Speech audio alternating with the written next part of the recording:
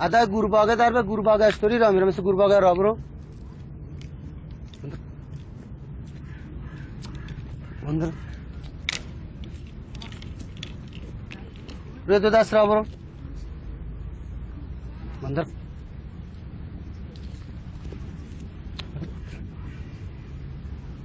بندر اون روز که مدرسه نرفتی بابات کجا زد تو سرش بابا زد مامانی کجا زد اینجا شما نگاه کنیم پسر مدرسه نرفته مادرش زده با مادرش کار کرده میگیم بیا برو مادرت کمی آش بگیر بیار مادرت مریضه میگه نمیرم چرا من زده که مدرسه نرفتن کار میکنه پشت میکنه صورتش تر میکنه نگاه چی میگم مادرت مریضه بیا برو مادرت کمی آش بیار میگه نمیرم چرا من زده که مدرسه نه الان کار کرده میگم مادرت مریضه بیا برو مادرت کمی آش بیار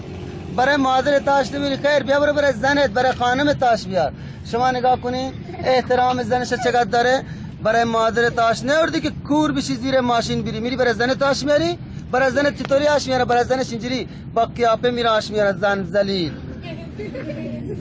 باتا نگاه کن چی میگم شما یه کار میکنی زحمت میکشی تقدم میکنی تو که میمونی پولا رو میکنی تو برای چی کار میکنی زحمت میگی برای شکمم کار میکنم برای چی کار میکنی برای شکمت بشین اینجا شما که به خاطر شکمت کار میکنی زحمت میکشی پی 10 تومانی بردا برای خودت میگی 10 تومن کم نمیخوام 10 تومن نمیخوای 20 تومانی بردا ببین 50 تومانی بردا 20 تومانی بردا بچه گدی بدید کور بشی 1000 تومانی میخوای میگه 1000 تومن بالا سر میذارم به خاطری که بیشتره نگاه این سنگ کجا بزنم تو سرت گفته این سنگ کجا بزنم تو سرت باشه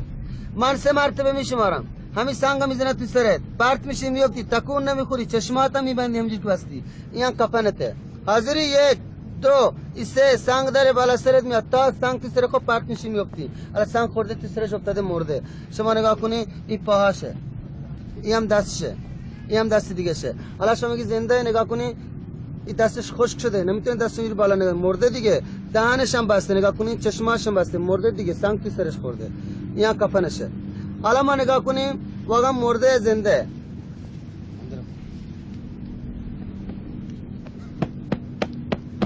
اصلا خشک شده 3 ساعت میشه مرده اگر زنده بلند میشه سر صندلیش میشینه باتا نگاه کن چی میگم بلند شو اینجوری رو صندلیت اینجا بشینم بلند شو رو صندلیت بشین نمیتونه بشینه مردش رو صندلیش میشینه گفتم بلند شو نگاه اینجوری رو صندلیت اینجا بشین نمیشینی من 3 مرتبه میشمارم بلند شدی نشده آقای دکتر میگه اینجا سوزن دادن گفتم بلند شو بلند نمیشی باشه بلند شو نگاه اینجوری بشین باتا میگم بلند شو اینجوری بشین میگم بلند شو نگاه اینجوری اینجا بشین